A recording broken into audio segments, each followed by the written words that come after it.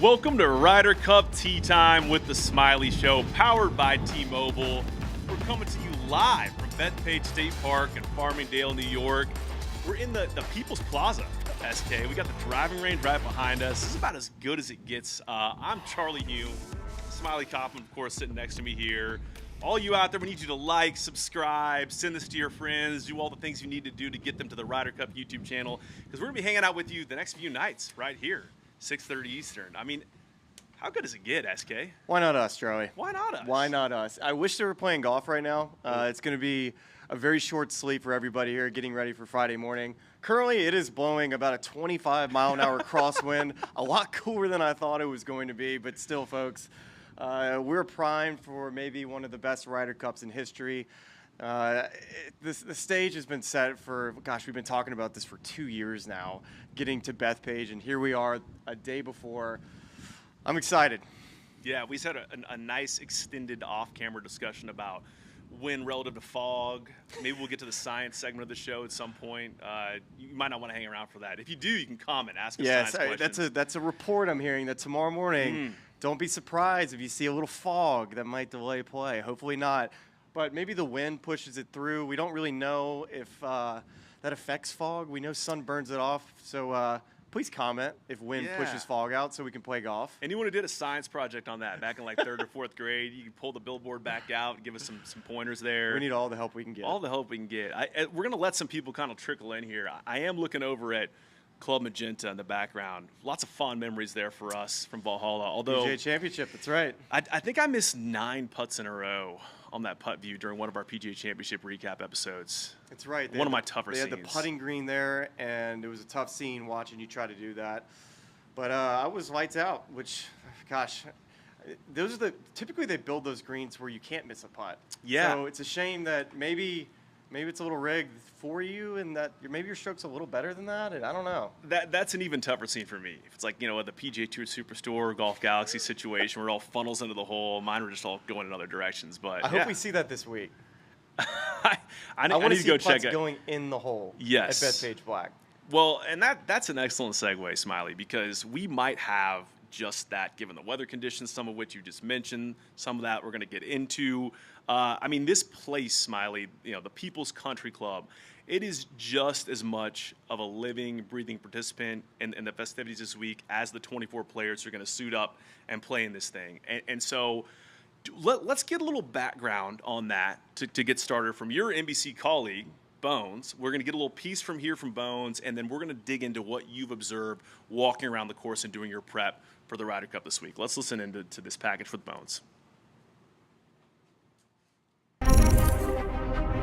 Nestled in the heart of Long Island sits a state park known as a haven to golf enthusiasts around the world. Welcome to Bethpage Black, home of the 2025 Ryder Cup.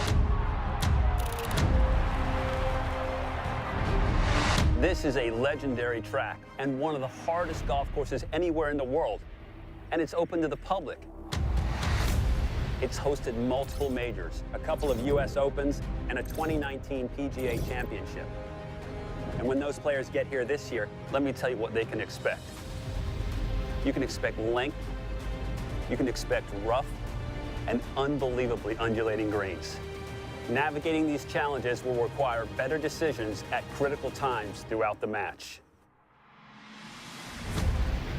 From the tee, the best ball strikers can unlock a significant advantage. If you go back to the 2019 PGA Championship, the top 10 finishers that week picked up 73% of their shots gained from tee to green. If you can drive it, you can play Bethpage Black. But make no mistake, Bethpage's length will sink its teeth into you, especially on the approach shots. The 2019 PGA Championship recorded the 4th most shots from over 200 yards of any tournament played on the tour that season. And why does that matter? Because missing the greens here at Bethpage Black can really come back to haunt you. And at the 2019 PGA Championship, players were only able to get up and down 48.8% of the time, which ranked last on the tour. It's incredibly difficult to get the ball up and down at Bethpage Black. And when you do find the green, the job isn't done, especially with points on the line. 3 of the last 5 holes here rank in the 95th percentile in terms of putting difficulty, making it that much tougher to make putts that will win you a Ryder Cup.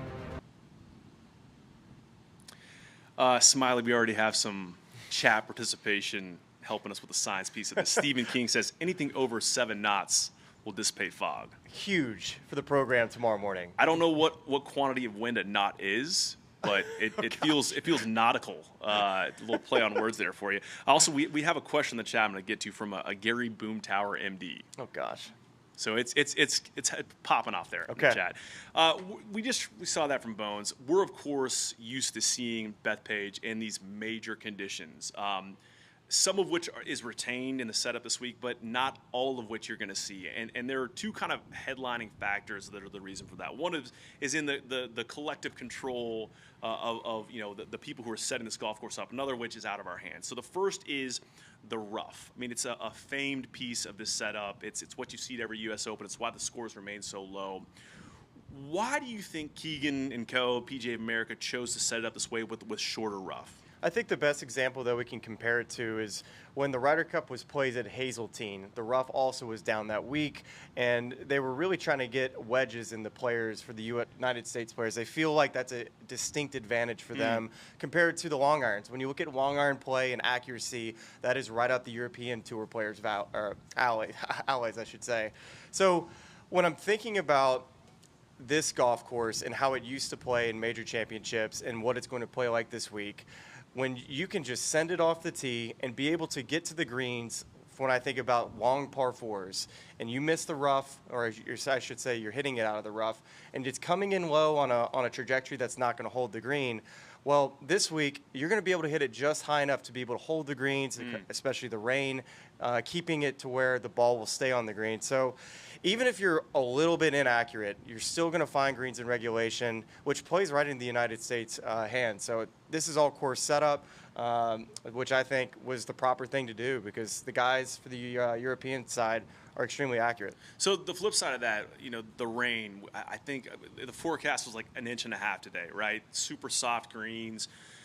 First question is, what can the agronomy team do to make it more difficult if you're going to have soft greens? Maybe not much. Second would be, as a follow-up to the lack of rough, is like you can spin the ball more when there's less rough, which seems like it could be a detriment if you're spinning balls off of greens that are soft. Am I following your right logic when there? When you have wedges in your hand, you actually wouldn't mind being in the rough because scrub a little spin off it, right? Yes, it'll actually take spin off the golf ball. So if you hit into the rough on, let's say, the 6th hole, which is a very short par 4, I wouldn't mind being in the rough on that hole so that when you hit your number, actually, it should end up right next to the hole. Versus sometimes when it gets a little bit windy and the greens get soft, fairways are soft, I always found that those shots were more difficult with wedges in my hand because the golf ball would have so much spin on it that you were taking more club, having to take these soft shots into greens. Where when I think of a power player like Rory McIlroy, that is not exactly his strong suit, but a player like Collin Morikawa, that's something that he's very, very good at. So there's definitely some advantages, I think, for some shorter hitters like Russell Henley tomorrow, who has a very low ball flight compared to Rory McIlroy, who won't have to worry about balls bounding over the green, which I thought was going to be a concern, honestly, coming into the week. He may have some longer irons into some of these greens, but if I expect, which I think we all expect, even 6 irons and 5 irons to be digging tomorrow, as accurate as Russell Henley is, I mean, him and Morikawa could be really taking aim at flag 6 tomorrow, even though they might have some longer clubs then. It's so interesting to me how that flips, right? Where you're thinking the course length is going to be a detriment to a lot of these guys we talked about. We're going to have longer irons in their hands, and then a little softness, which you think would be even more penal to them, actually helps in that sense where these guys are, then all of a sudden the guys that are way up there are spinning balls off, and it kind of comes back into play. So I think pairings, seeing what they put together both in foursome sessions on Saturday, but even the 4-ball in the afternoon tomorrow are going to look really interesting. You call this an execution test from tee to green. It feels like you're going to need a lot of birdie looks this week to win holes. Like, I mean, what do we think we're going to get? Like, I know tomorrow it's just 1 ball, but like, what do you think we're going to get for just a raw score on like a better ball? It's a great question, especially for tomorrow morning. I'm wondering how much the wind is going to continue to blow, because if it's a club, maybe a 2-club wind at all tomorrow, then I think you'll start to see maybe pars win some holes. But if the wind happens to be down a little bit tomorrow, I still think, you probably need to go out and shoot a 3-4 under score in a foursomes pairing to win a match. But it's all weather dependent based on the wind. We got to start there, but I still feel like the conditions and the guys going out this afternoon was an advantage because it was, for the most part, we thought it might rain all day. But for the fact that the Europeans went out, played the front nine, you saw some players from the United States also play the loop. The play looks like they teed off on 1, then went out and played 15 through 18. I thought that was important because you didn't want to show up tomorrow morning and be guessing on what the green firmness were going to be. That always would be in my head overnight of like, oh no, is a wedge going to spin? Is it not going to spin? So getting out there, I think this afternoon was important for both sides. So because of the rain we've been talking about here, the opening ceremony, of course, moved from Thursday to Wednesday afternoon. We got everything except for the foursomes pairings. We're going to get to those shortly. Let's talk a little bit about something we heard, or it looks like, do we have a package here from the opening ceremonies? So we're bringing you behind the curtain. Oh, okay, just footage. We're bringing you behind the scenes here. Everyone gets to produce the show. We're all producing it together. So a little bit of footage here you're watching on YouTube, but I do want to get to quickly here. There were some sound bites worth listening to from this opening ceremony, and one in particular from Luke Donald that I want to play for you here. Let's listen to Luke Donald at the opening ceremony. Than ourselves. The Ryder Cup means so much to each and every one of us. It is unlike anything else in our sport. It is not about prize money or world ranking points. It's about pride.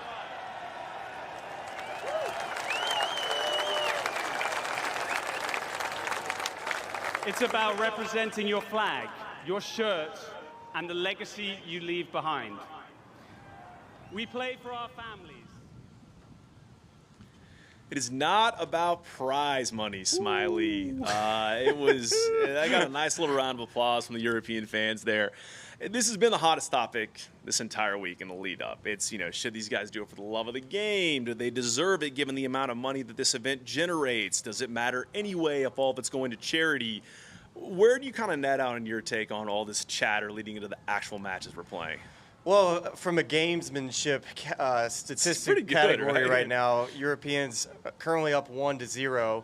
They took their first shot at this. And, if the United States comes out and plays poorly, this was exactly what Luke Donald needed to say. You need to get it in the heads of the public of, the United States only cares about the money.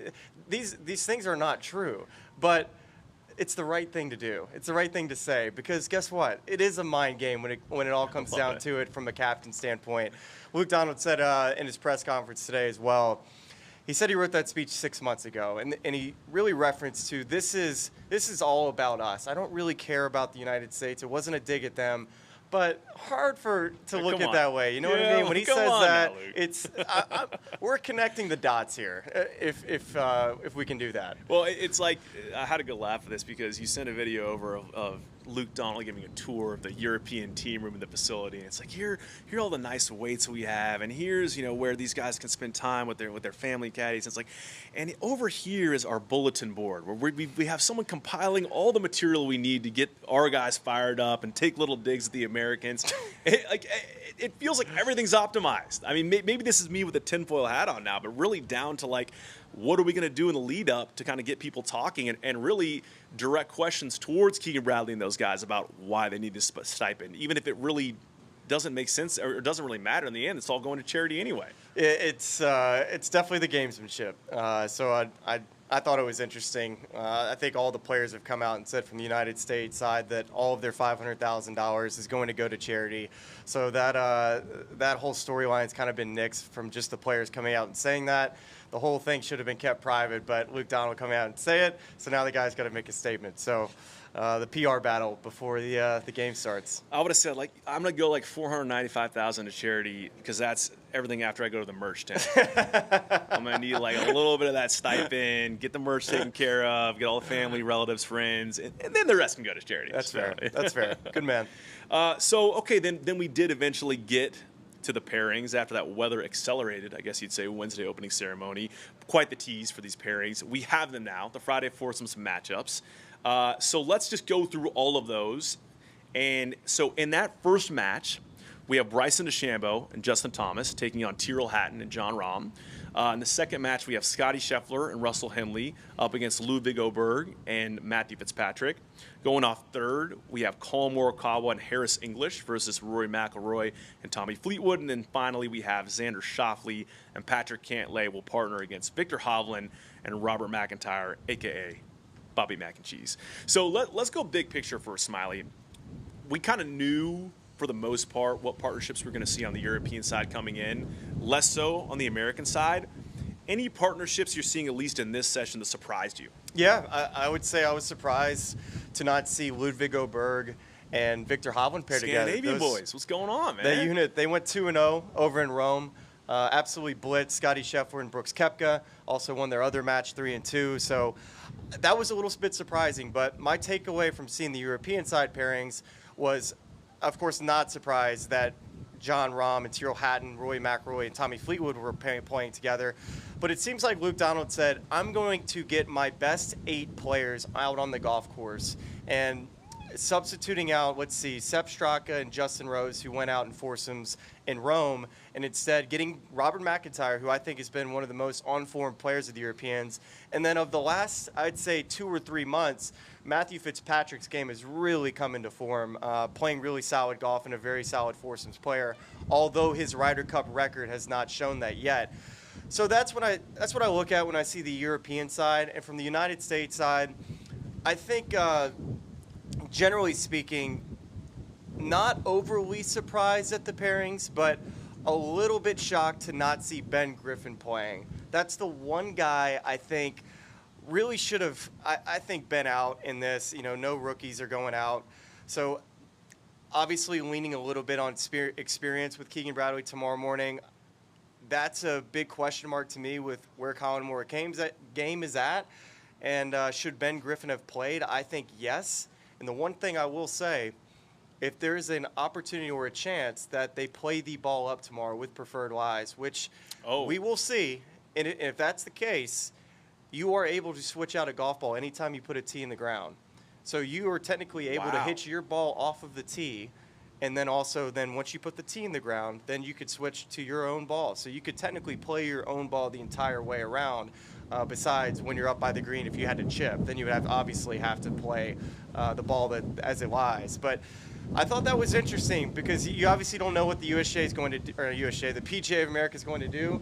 The wind will help dry out the golf course, but we are expecting a little bit more rain overnight. So there's a chance we might see preferred lies. And if the golf ball was an issue at all with what the golf ball that Ben Griffin plays, the Max Fly, if that was an issue, and tomorrow morning they end up playing preferred lives, you're like, I wonder why Ben Griffin isn't out there. Yeah, the wind will dry out the golf course. Might also blow us into somewhere here in the People's Plaza. It's a little chilly, too, never to be seen again.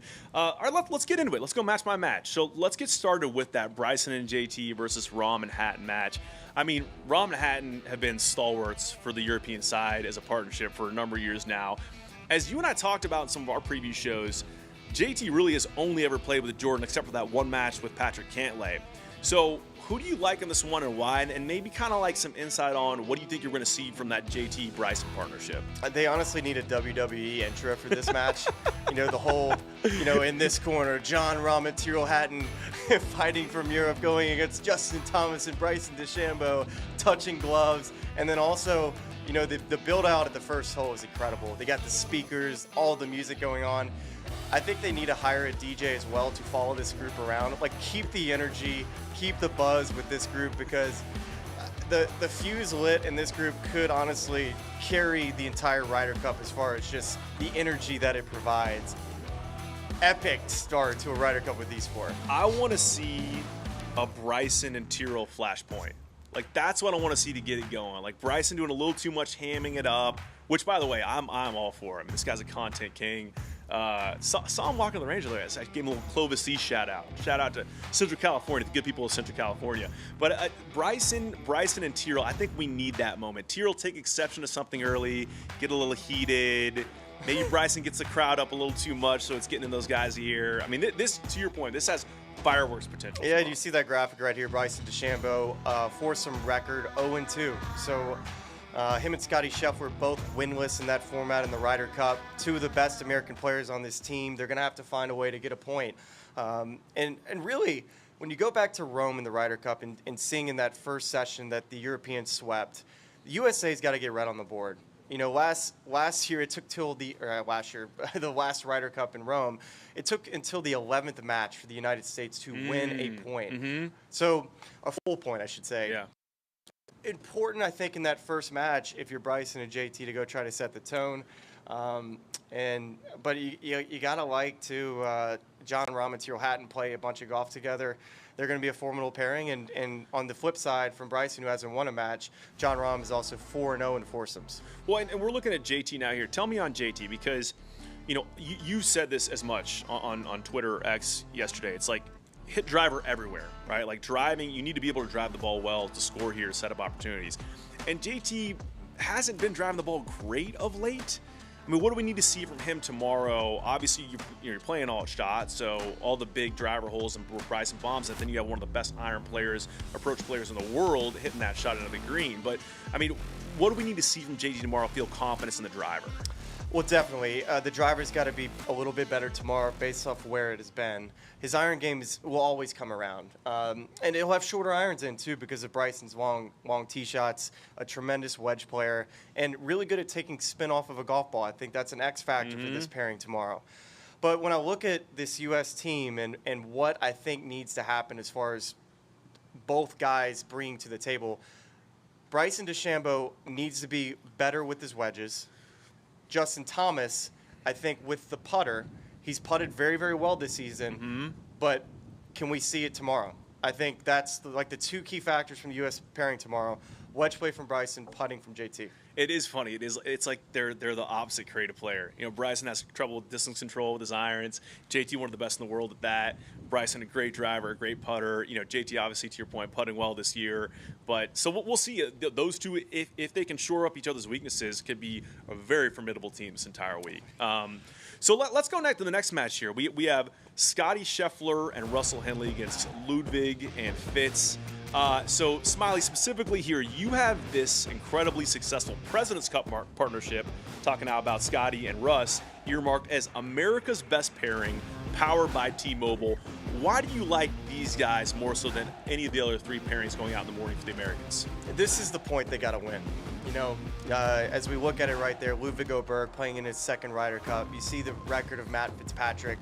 Scottie Scheffler is expected to go out potentially to play 5 matches and at least score 3.5 points or more. He's got to be the leader of this team. He has got to be the one who's on his front foot forward. And when it comes to what they discovered in Montreal and Russell Henley and Scottie, just a very, a ham and egg type of team. Yeah. They really seem to fit each other's games nicely in a foursomes format. Russell Henley, deadly accurate, but also Scottie Scheffler, good at everything. So you just need somebody who's going to be very rock solid, not out of play. You don't want to have Scottie Scheffler ever in a spot of bother. You want him to feel comfortable out there, because if he is, he's going to be tough to beat.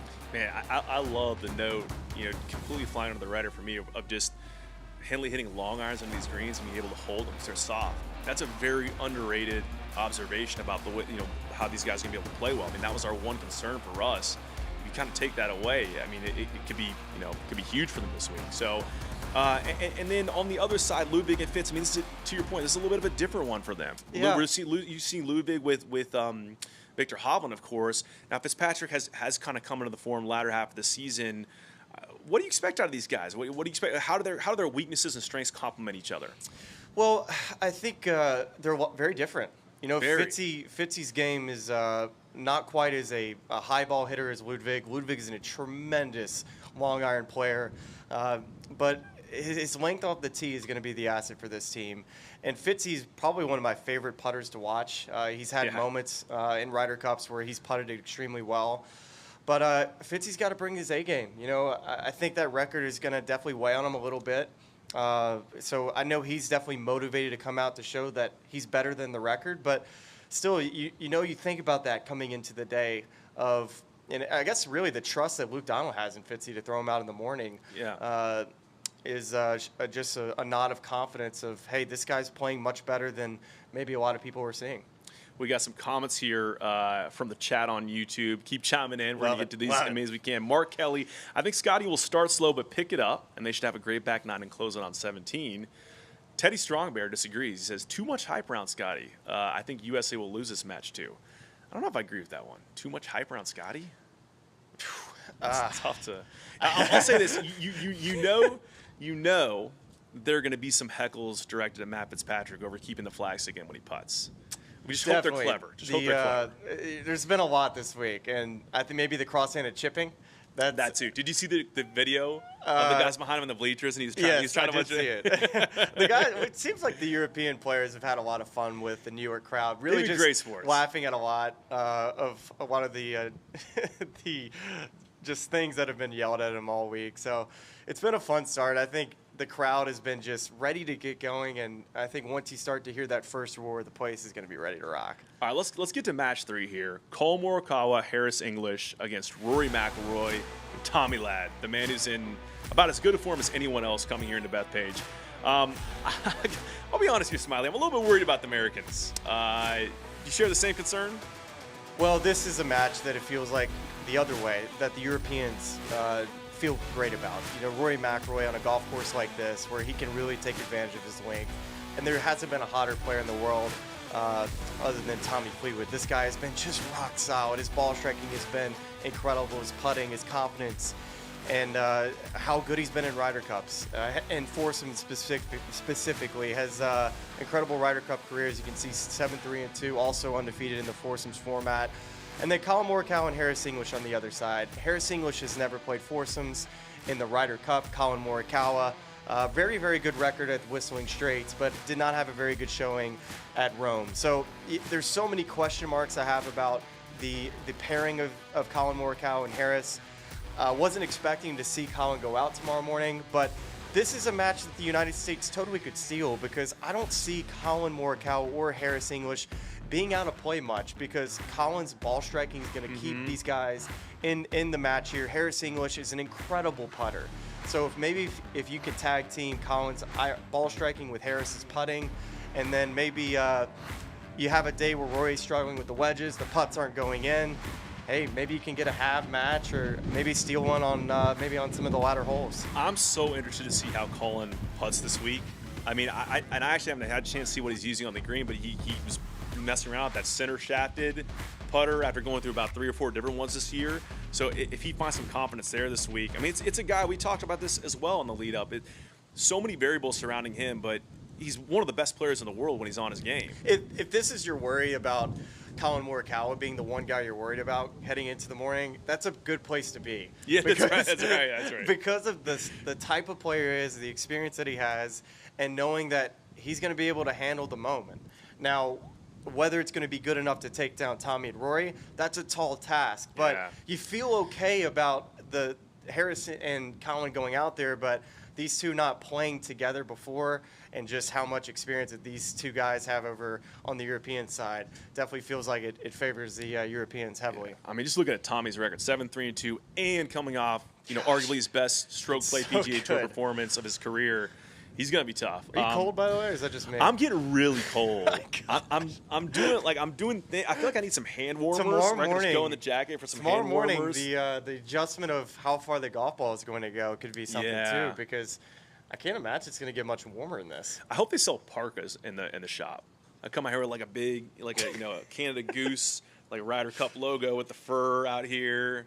It could be a look. What about a toboggan for me tomorrow? Toboggan, Should a turtleneck. we do matching toboggans on the show tomorrow?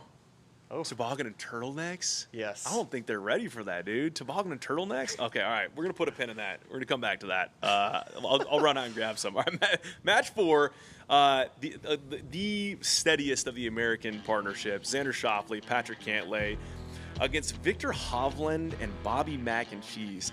This one actually, to me, is the most intriguing out of all the matchups because of the way Bobby Mac finished the season, Vic having this sort of up and down year, but knowing how good he can be at his best, and him saying he had his best range session of a long time, a couple days ago, and then Xander kind of banged up at the beginning of the year, struggled with putting later in the year.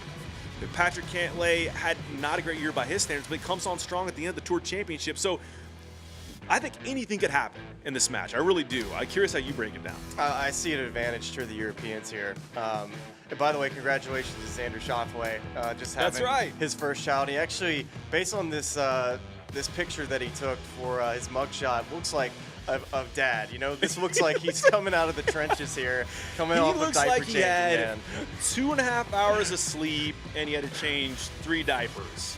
That's More. right. That I'm taking the over. I'm taking the over on there. 3. I mean, we set it at like 4.5. So I guess you lean experience with Xander and Pat. Xander has not played since the BMW. Robert McIntyre, Victor Hovland. I love Victor's iron game, and I think it's going to be such a huge asset to the European team this week. I think Victor Hovland is really poised for a huge week. Yeah, here's some Xander right here. Yes, this is Xander in practice session. This is the second hole, just a flip wedge. But I'm interested to see how Xander comes out. Everybody's talking about how good his ball striking looks this week. And if that is true, and I really do think this is a good golf course for him because he's been a little bit erratic, working on some swing changes this year. If Xander's able to find his game a little bit, which is, you don't want to go out and try to find your game at a Ryder Cup on a Friday morning foursomes, but Xander does have the composure and the mental game to potentially to be able to do it. It's hard to bet against form on a Friday morning, and I just lean form with Robert McIntyre and Victor Hovland over Patrick Cantlay and Xander Schauffele. I think it's fair. I mean, you know, fan brain counterpoint is when you have a season that by Xander's standards is not up to, you know, what you want to achieve. Here's your last chance to put an exclamation point on it and really kind of salvage it in a way. Yeah. So I think the motivation is going to be there. It's whether or not the rest of the golf game is. So and two with Xander. Xander's putting has been something that's been interesting to follow this year because he's typically a top 10 putter in the world and has really struggled with the putter, and actually found this out that was pretty interesting. His loft on his putter was off, and they noticed this right before the BMW Championship where they got it fixed and started to see some progressions at the BMW. So I'm wondering, with the change of getting his specs back to what they were supposed to be, which, by the way, it's too amazing. much or too little loft? I believe it was too little loft because it was digging into the ground, and he was having issues with aim and just getting the ball started on the line. So sometimes just little changes like that, and remember the BMW Championship was like one of the more difficult greens to putt, tons of double breakers. Bethpage, not so much. Flatter greens, continuous slope, not as many double breakers. I could see a world where Xander finds the putter this week, where Xander Schauffele returns to a top 10 putter in the world and is a problem on the greens. And if that's the case with how good Patrick Cantlay's iron play is, that's how they win this match. I like it. We got more comments here, Smylie. The Dash Law, get these dudes some Ryder Cup blankets. That's actually great. I kind of like that play. Or a Snuggie, is that what they're called? Ooh, those are the ones with the hands on them. I literally need hand warmers. I'm like shaking internally. Ryder Cup Snuggies and turtlenecks and beanies, and we'll be at the People's Igloo tomorrow. Yes. I like it. I like it a lot. I see that there's Elijah Craig over there, and I'm like, maybe that would help. Okay, we're going to circle back one more time here, Smylie, on America's Best Pairing, powered by T-Mobile. Scotty Sheffler and Russell Henley. Just give me, what do you think the margin of victory is going to be? If you do indeed think that they're going to beat Ludvig and Matt Fitzpatrick, what do you think the margin of victory is going to be for these guys? I'm expecting a lot of matches tomorrow to be going past the 16th hole. I think, if anything, this would be the match that I would circle as one that may finish on 16. So I would go 3 and 2 here for Scotty and Russell. But everything else, I think, is going past it, going to 17 and 18. Going to 17, 18 a lot. I really do think so. And I think the Europeans are going to have an advantages late on the back nine. It's going to be about, can the Americans find some half points? I love it. That makes for a great start to the Ryder Cup at Bethpage Black. Smylie, we are not the only people populating this YouTube channel this week. We've got a lot of great entertainment to start the day. We're closing the day, but you can start your Ryder Cup mornings in a whole new way with T-Mobile Breakfast at Bethpage, a live pregame show hosted by Saturday Night Live's Colin Jost. Oh, man. You're a big Colin Jost guy. Huge Colin Jost guy. This guy is epic. He played in the celebrity tournament this week. How'd he play? I saw him hit one shot, and he hit a snipe hook. But him and Eli played great. They won their match. So that's all that matters. Yes. No picture Colin's on the scorecard. The best. He is the best. It's worth pouring a cup of coffee, watching this tomorrow morning, because This guy's hysterical. And it's streaming live right here on the Ryder Cup YouTube page, as well as RyderCup.com, the Ryder Cup app, and Peacock. This fan-first experience blends comedy, celebrity guests, and behind-the-scenes access powered by T-Mobile's 5G technology, and it all begins tomorrow at 6 a.m. Eastern. Hey, Colin, if you're listening, which I hope you are, make sure that you wear an extra couple layers because it's colder than you think. Blankets. Here, we're going to do live producing again. I think we have a Colin Jost package. I hope we do. Maybe we do. Let's go to it. Hello, everyone. I'm me, and I'm here to answer some of your questions about Breakfast at Bethpage, a new pre-game show I'm hosting at the Ryder Cup in September, live from Bethpage Black. What is Breakfast at Bethpage, and is it presented by T-Mobile? Great question. Yes, actually it is. You know, we're going to be live every morning just off the famous first tee at Bethpage. You know, we're going to have some great guests. We're going to be watching the best golfers in the world tee off. I'm going to be generally supportive, except for maybe 1 or 2 golfers where I will try to sabotage them. Question number 2, will the show be good? Who asked that question? You could ask anything. That's what you're going to ask? Will the show be good? The show's going to be better than good, okay? It's going to be fine. Guaranteed. Question number 3. Why do people keep asking you to host shows about sports? Again, it seems like a mean question. Seems like there's a little bit of an attitude behind this. Why do they keep asking me? I guess I exude natural athletic grace. Oh, Colin, what do you do mostly? Athlete? Oh, no, I actually, that's not even my full-time job. What size shirt is that? It looks tight. I'll have you know, it's a boy's husky. You have very fair skin. Oh, thank you. If there's mist in the morning, will the cameras be able to find you? That's actually genuinely a good note for production. Okay, next. I hope you get another staph infection. First Olympic surfing, now golf. What sport do you plan on ruining next? I don't know, I guess I'd say pickleball. These are from fans. Smylie, my great promo, by the way. My script here says, I can't wait to see what Colin has up his sleeve tomorrow and if he'll be serving mimosas. I think we need to change that to like hot chocolate, something warm. Bring something in a thermos, Colin, please, for your own sake. I just sent him a text, so I made him aware that we were promoting his show and also dress warm. That's fantastic. All right, Smylie, it is time now for the T-Mobile Top 5. Okay, so here's what we did. We conducted a series of highly scientific polls. Oh boy. We engaged numerous large language models to determine the top 5 heckles that the American fan might direct at the Europeans this week, all right? And now you get to rank them for us. But here's the twist, okay? You know the TikTok ranking game. The blind ranking? The blind ranking game. You get the thing, you rank it, but you haven't seen the rest of them, and then as I give you more, you have to place them, okay? So that's how we're going to do this game. Okay. Five T-Mobile top 5. The first one is, you left your tee in our harbor. Ooh. You left the tee in our harbor. It has too much of a Boston feel to it. I'm going 5. 5, okay. All right, that's yeah, there's that's better than that. There's better than that out there. There's got to be. You believe in the large language models, okay? Second on this list, the T-Mobile top 5. Take off the headset. This ain't Wii Golf. Okay, that's a good one, and very creative. I'm going 3. 3, okay. So the reference to the Europeans' VR headsets, that lands at 3 on the T-Mobile top 5.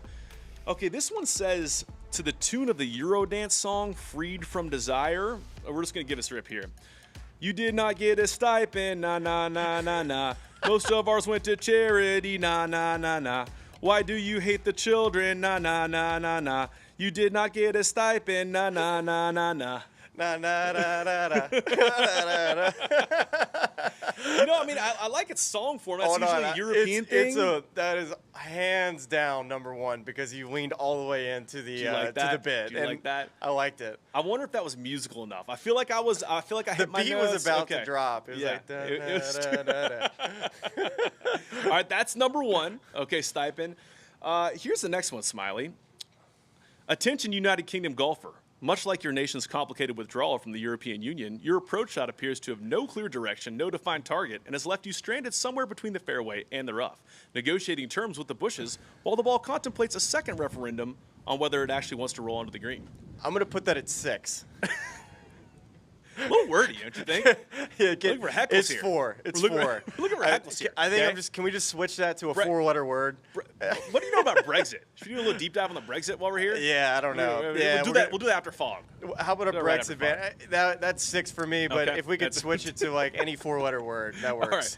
All right. And finally, the 5th on the T-Mobile top 5. Mashed potatoes. Okay. Shout out to Ian We got Fulter. it right. Shout out to Ian Fulter. Okay, we nailed this. This is exactly the way I wanted it. If anything, Look at us. I mean, I think 4 and 5 never had a seat at the table. 1, 2, and 3, really a fan of it. I would replace 4 and 5 with something just a little bit more past a heckle. You know, I like that. I like that. So you felt good about your rankings. You nailed it. Not bad. Day 1 of the T-Mobile top 5. Yep.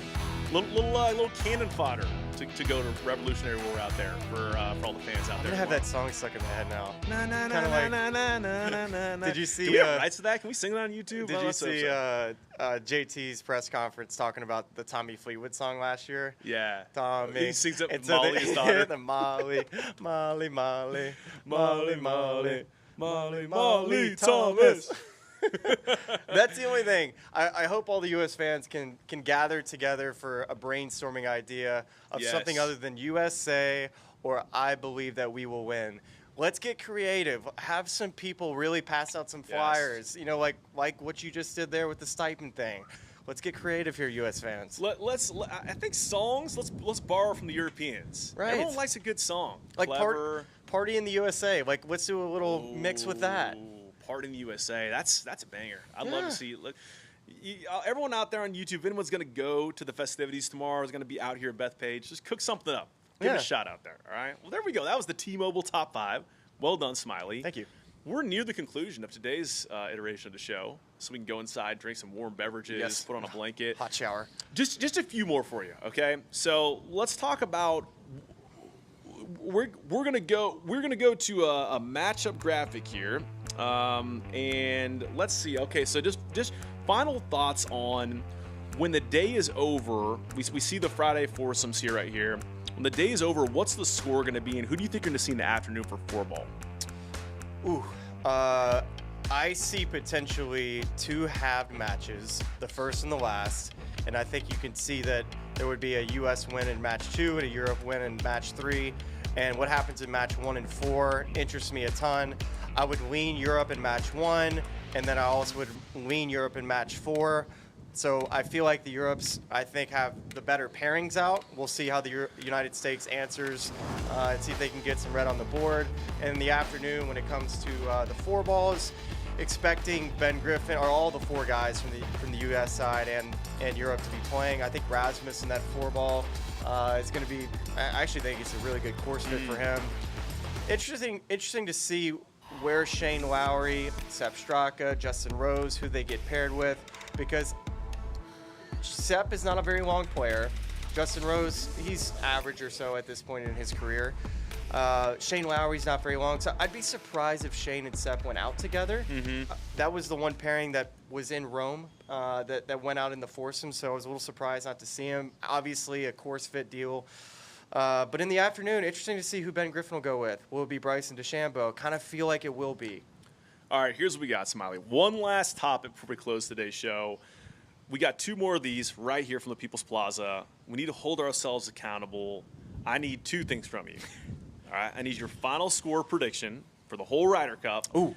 And then I need one oddly specific prediction. I want you to think like Patrick Cantlay, Hatgate. Those are the 2 things I need. Give me the score first.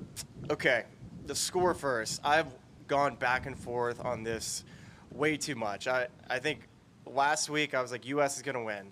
And then coming into this week, Europe's going to win. And I've landed on that I think the efforts from Xander Schauffele, Colin Morikawa, Justin Thomas will be the reason why if 2 of those 3 guys have good weeks, I feel like it may just be enough to get them over the line. And it's going to be close. It's going to be a dogfight.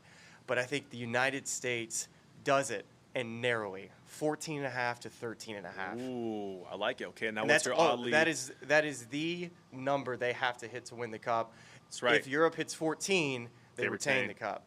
And then also the one storyline, aim point. I have a weird feeling that aim point somehow, some way is going to be interjected in this, whether somebody is reading their putt while the other team is reading the putt and they're up in the line, and it's something some person may get irritated and say, can you please not do that while I'm reading my putt?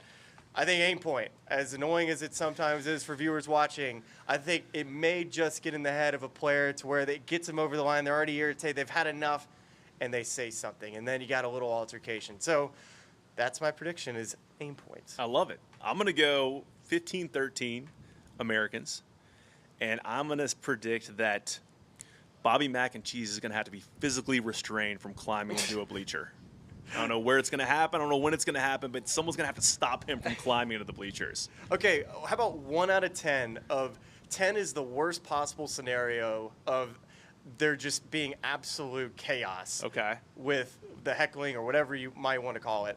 Where do you think we land? Is it somewhere around a 5? Are we like reaching 8 out of 10? Or do you think it gets out of hand?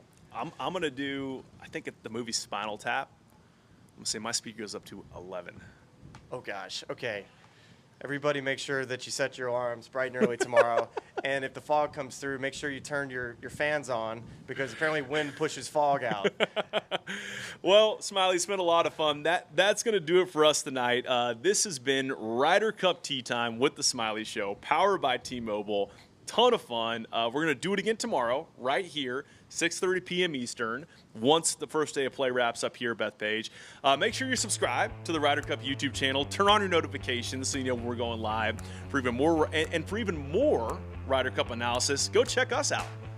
We're the Smylie Show. That's our YouTube channel. It's at the Smylie Show on all the socials. We'll give you a little bonus content on top of what we're doing here on the Ryder Cup YouTube. So that's it. Smylie, enjoy it out there tomorrow. Good hanging. And we'll see you right back here to break down Friday from Bethpage Black.